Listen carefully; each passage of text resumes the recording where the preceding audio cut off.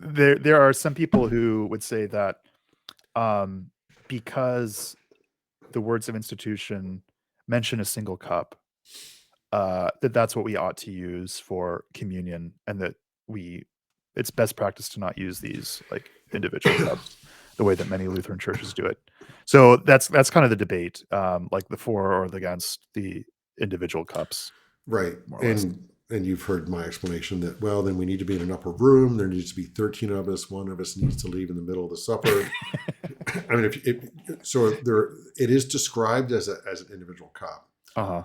One neat aspect of the one cup is that it is one and we all share that one cup. Right.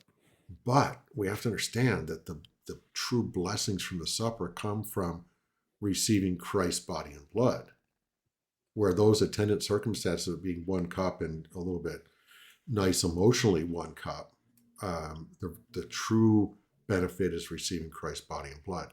Yeah. Is it nicer, better to have one cup? Probably, yeah. Right. Yeah. Is it okay to have individual cups? Definitely. Yeah. Yeah. I think where just about all of us would agree is that anyone who says that the Lord's Supper is somehow invalid Or diminished. or diminished in its proper effects, if you use individual cups, is mistaken. Right. Yeah, because you need those four things, right? Right. Yeah.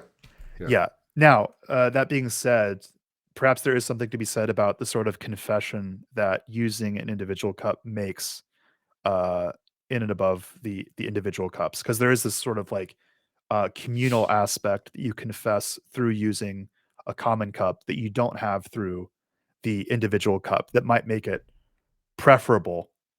But like you said, it's not something I think we need to be legalistic about. No. So here's the question.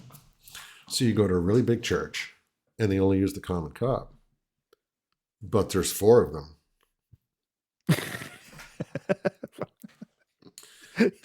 You've been in churches where that happened, right?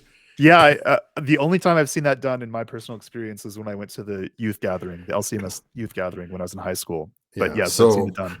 So the point is, yeah, it may be better to have one cup. Maybe it's better than having four. But it does give a witness the one cup. It does better show what's taking place. We're sharing the very blood of Christ in that one cup. Okay. But you could make the same argument that we really shouldn't be using individual wafers, that we should be taking one loaf and breaking it off as we go, which nobody's doing that. Right. Well, right. On occasion it will happen. Yeah. Right. Yeah. And so I think that's ultimately where we land on a lot of these extra adiaphora when it comes to components of the liturgy or like ceremonies, right? Because that's another big debate in the Lutheran Church, like high church, low church. What degree of ceremony do you want in the divine service? And I think all of these things come down to like what these actions are intended to confess. Whenever someone insists that they be done legalistically, like that's wrong. But right, and even to the point where if it were prevailing wave in our church where you had to have only the common cup, I would quit using it for a time to make a confessional statement. Right. Fair enough. Don't tell me I have to do that. That's not biblical.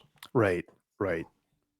Yeah. I mean, it's interesting that the Bible, the New Testament, the Old Testament's full of direction about worship. The New Testament has hardly any. That's true. It's true. Yeah. Okay.